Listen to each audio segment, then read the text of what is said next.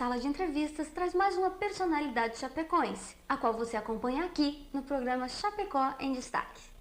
Estamos recebendo aqui do canal 20 da NET Chapecó, dentro do programa Sala de Entrevistas, o presidente ou vice-presidente do SICOM, doutor Jandiro Golini. Doutor, obrigado por ter vindo. Tenho certeza que é sempre um prazer recebê-lo aqui para conversar com a seleta plateia assinante da NET, nesse programa Sala de Entrevistas. Obrigado por ter vindo. Boa noite. Boa noite. Realmente é um prazer estar aqui presente e os agradecimentos são nossos.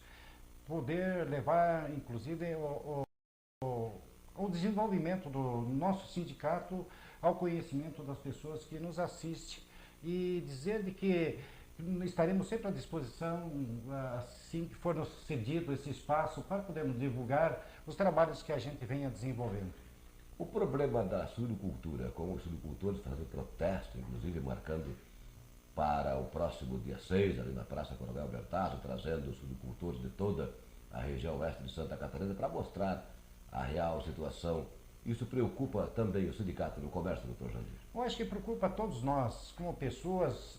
Evidentemente que a preocupação maior é do sindicato, porque ela está visando o desenvolvimento do nosso mercado de trabalho e o nosso mercado econômico. E essa situação da agricultura, nós que estamos vivendo o dia a dia próximo dessa situação, tendo conhecimento da situação do campo, a situação das indústrias, faz com que a gente tenha uma preocupação maior. Essa preocupação deve-se ao fato de o governo federal ter incentivado que fosse, enfim, formasse um plantel grande para que pudéssemos atender o mercado externo.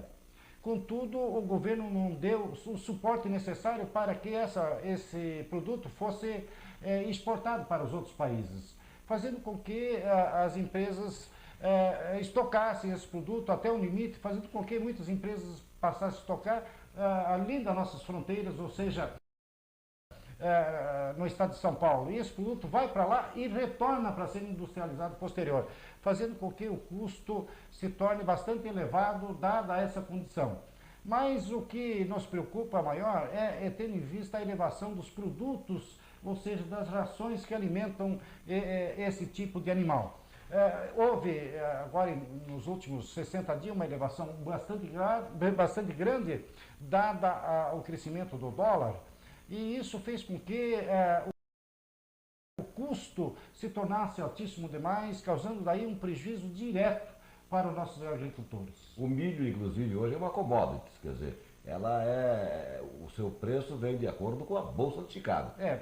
Perfeitamente, e além disso nós temos uma escassez. Estamos implorando para que o governo do estado e o governo federal façam com que eles destinem um pouco do seu estoque regulador para a nossa indústria, fazer com que a gente consiga manter um preço num patamar um pouquinho menor do que o hoje visualizado pelo comércio. A empresa que o senhor dirige, a Central Frios, faz parte dessa cadeia, ou seja, faz parte da cadeia alimentar, da carne suína, inclusive. O senhor também sente na carne isso? Sente esse problema que está passando o nosso agricultor, enquanto um comerciante, enquanto um armazenador? Evidentemente, todos nós estamos sentindo, direta e indiretamente. Eu, a semana passada, estive numa reunião em Florianópolis, e nessa reunião, inclusive com a participação do secretário da Agricultura, nos pediram que a gente também participasse, nos doando um pouquinho, fazendo com que a gente abrisse mão de lucros, ou trabalhasse até com um certo prejuízo, mas procurasse colocar o máximo possível da carne de origem suína, para possibilitar com que o frigorífico tivesse capacidade de voltar a bater em número mais elevado, fazendo com que essa produção que está no campo fosse realmente desovada. Esse mercado globalizado transformou o mundo numa bolinha. Quer dizer, ao mesmo tempo que nós estamos aqui, podemos estar falando com Nova York, com Tóquio, com Londres, com Madrid, e a gente sabe tudo o que está acontecendo lá, como eles sabem o que está acontecendo aqui. Esse mercado globalizado está nos prejudicando de alguma forma, doutor Jânio?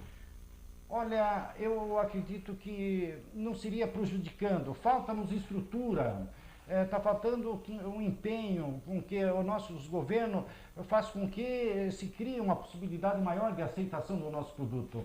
Os países de fora não vê como um país produtor de matéria-prima da primeira qualidade, salvo exceções. Acredito que nós ainda estamos vivendo na época da pedra. E isso dificulta com que o nosso comércio seja mais aceito em muitos países. Eu conversei na última sexta-feira com o secretário-geral da FAESC e ele me fazia uma colocação da seguinte forma: hoje o preço de um container de Chapecó aos nossos portos marítimos tem o mesmo custo do transporte de um container da Ásia via marítima até os mesmos portos.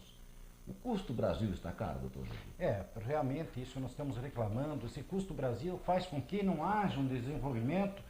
Essa situação de desemprego que tem o país está calcada basicamente no custo Brasil. As empresas não têm como fazer lucro e não tendo lucro não há desenvolvimento e consequentemente não há criação de emprego. E essa é uma situação que vive o país inteiro.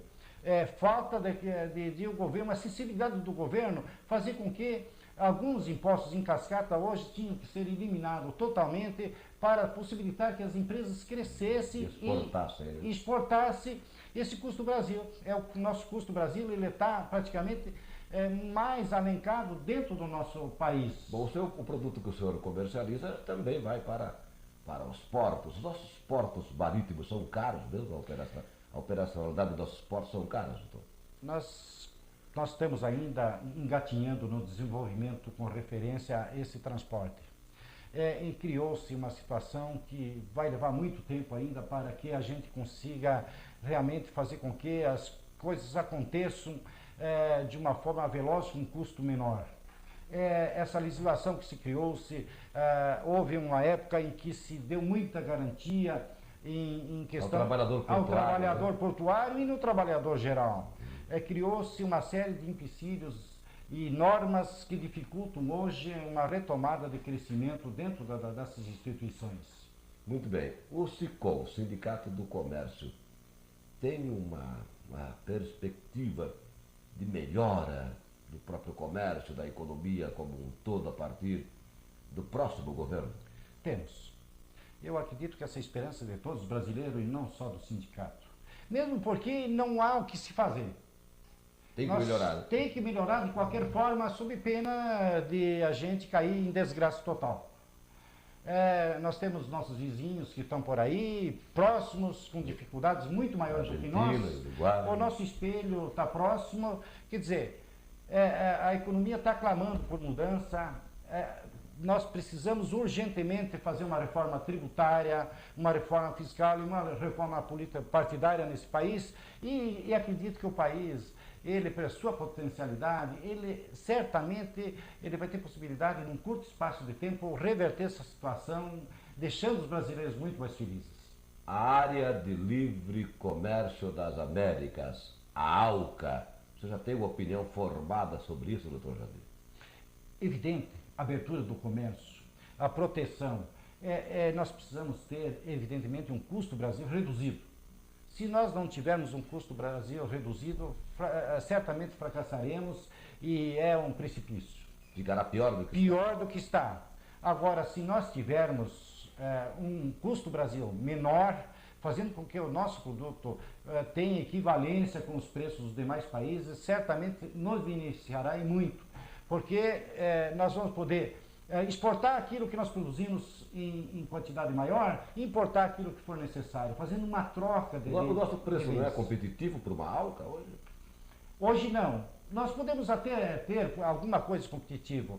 Por que não é competitivo? Porque os outros países subsidiam muito, principalmente na agricultura, os produtos de origem animal, há um subsídio enorme e nós não temos isso. Você acha que o próximo governo poderá dar esse subsídio ou, se não der, nós conseguiremos sobreviver? Não acredito que haja necessidade de subsídio.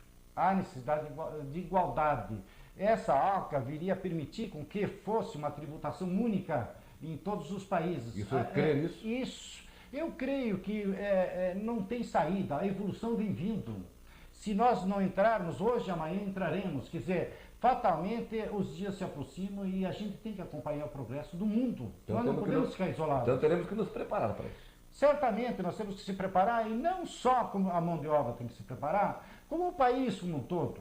Nós temos que ser voltado. O país tem que saber que quanto maior a produção, maior a lucratividade do governo, não há necessidade de se criar impostos como estão criando, fazendo com que inviabilize o crescimento econômico.